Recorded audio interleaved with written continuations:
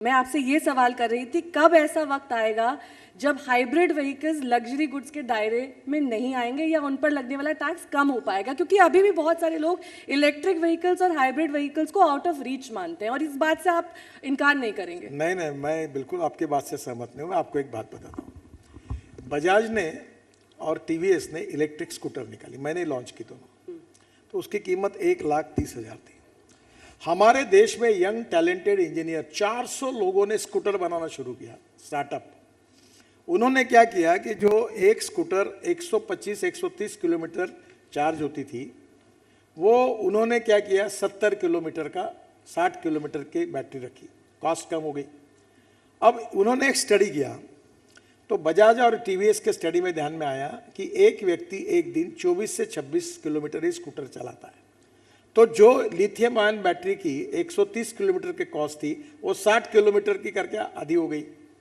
तो उन्होंने सस्ते में ले और 400 स्टार्टअप अभी स्कूटर बना रहे हैं और उनके अलग अलग ब्रांड है, उनके एजेंसीज है गाँव में और लोग उसको खरीद रहे हैं। तो पहली बात एक है। दूसरी बात, 10 रुपये का पेट्रोल जहाँ लगता है वहाँ कम से कम 6 रुपये का 5 रुपये का इथेनॉल लगता है, वहाँ 1 रुपये की बिजली लगती है। अगर आपके पास पेट्रोल की गाड़ी है, अगर आप 20,000 रुपये महीने का खर्चा कर रही है, तो इलेक्ट्रिक गाड़ी में आपका खर्चा 2,000 रुपये है।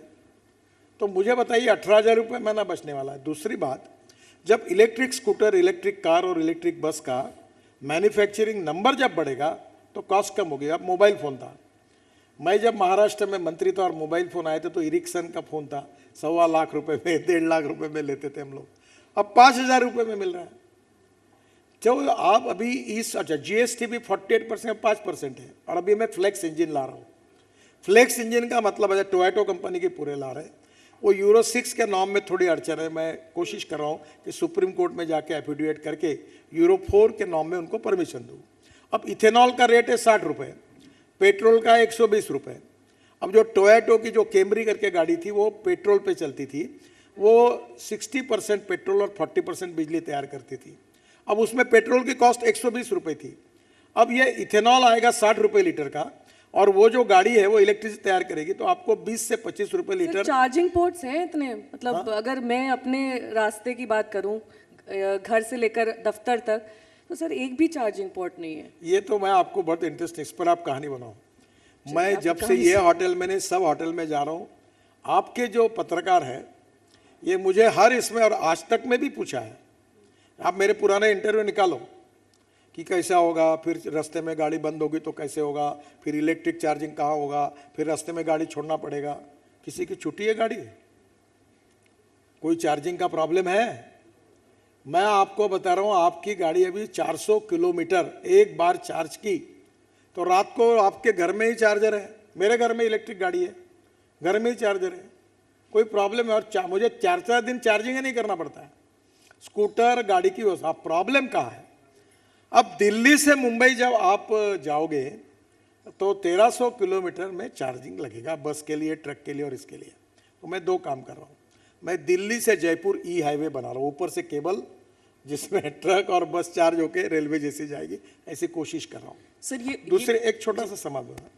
दूसरी बात, 670 जगह पर नेशनल हाईवे पर हम रोड साइड एमिनिटीज बना रहे हैं, उसमें चार्जिंग स्टेशन बना रहे हैं, उसमें 70 पूरे हुए हैं।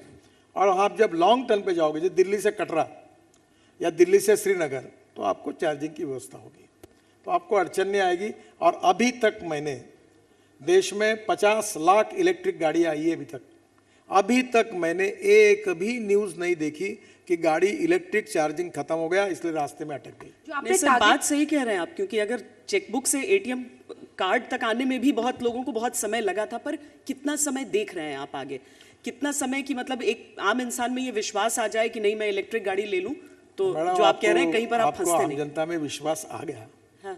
पहली बार इलेक्ट्रिक गाड़ी को मेरे पास लोग चिट्ठियां मांगने के लिए आते हैं। टाटा की इलेक्ट्रिक गाड़ी 1 साल नहीं मिल रही। अब महिंद्रा की एसयूवी सब जगह, मैं ट्रांसपोर्ट मंत्री हूँ, मेरे को बोलते हैं आउट ऑफ टर्न हमें गाड़ी दिला दो।